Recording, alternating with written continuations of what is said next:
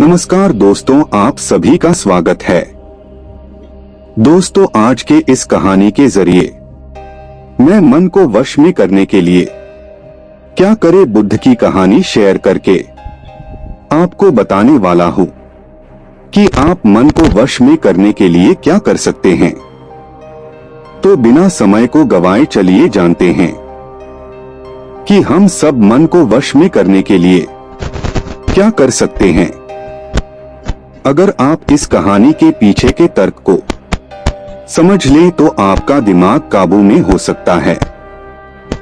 जब मैंने पहली बार यह कहानी सुनी तो मुझे इसका तर्क समझ में नहीं आया, लेकिन इसकी भावना प्रेरणादायक है।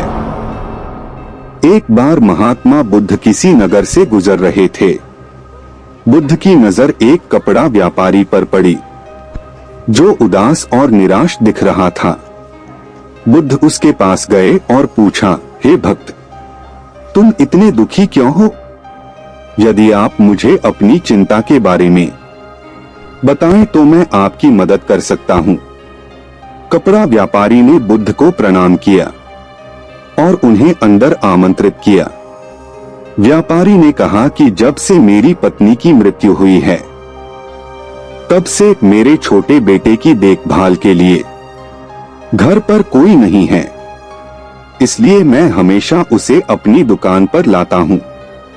लेकिन वह मेरी दुकान पर आने वाले हर ग्राहक की पगड़ी उतार देता है और कभी कभी उनका बैग उठाकर बाहर फेंक देता है।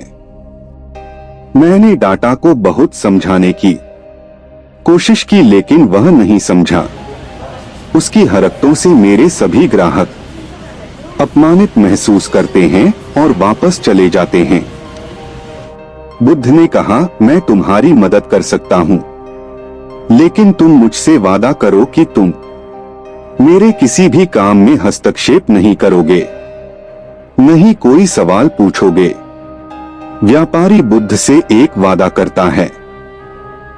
अगले दिन बुद्ध पगड़ी पहनकर आए और ग्राहक की तरह बैठे। व्यापारी के बेटे ने आकर बुद्ध की पगड़ी उछाल दी। महात्मा बुद्ध मुस्कुराए और बोले, बहुत अच्छा, जाओ और वह पगड़ी वापस ले आओ। वह बच्चा दौड़कर पगड़ी ले आया और बुद्ध को दे दी। अगले दिन बुद्ध एक कुल्हाड़ी और लाठी लेकर आए। लड़के ने फिर पगड़ी उछाली। बुद्ध ने लड़के को एक कुल्हाड़ी और लकड़ी दी और कहा, जाओ इस लकड़ी को काटो। व्यापारी को थोड़ा डर था कि कहीं उसके बेटे को चोट न लग जाए, लेकिन उन्हें अपना वादा याद था। 7 दिनों तक महात्मा बुद्ध कोई न कोई नया काम लेकर आते और लड़के से करवाते। जल्द ही लड़का भूल गया कि उसे किसी की पगड़ी उछालनी है। व्यापारी बहुत खुश हुआ और बुद्ध को धन्यवाद दिया। मैं जानता हूं कि इस कहानी और मन के नियंत्रण के बीच कोई विशेष संबंध नहीं है, लेकिन पहले आप इस तर्क को समझ लें। यदि हम अपने मन को अपने अनुसार कार्य नहीं कराएंगे तो मन अपने अनुसार कार्य करेगा। यदि हम मन को अपनी इच्छा अनुसार नियंत्रित कर ले तो मन को नियंत्रित किया जा सकता है। मन 2 तरह से काम कर सकता है। पहला, मन अपनी इच्छा अनुसार काम कर सकता है, या दूसरा, हम मन से अपनी इच्छा अनुसार काम करा सकते हैं।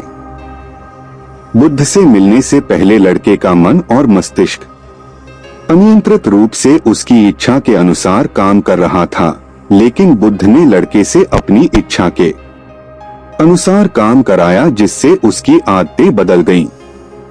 दोस्तों, हम आशा करते हैं कि आपको बुद्ध की यह कहानी पसंद आई होगी। अगर कहानी पसंद आई हो तो वीडियो को लाइक करें और हमारे चैनल को सब्सक्राइब करना ना भूलें। धन्यवाद।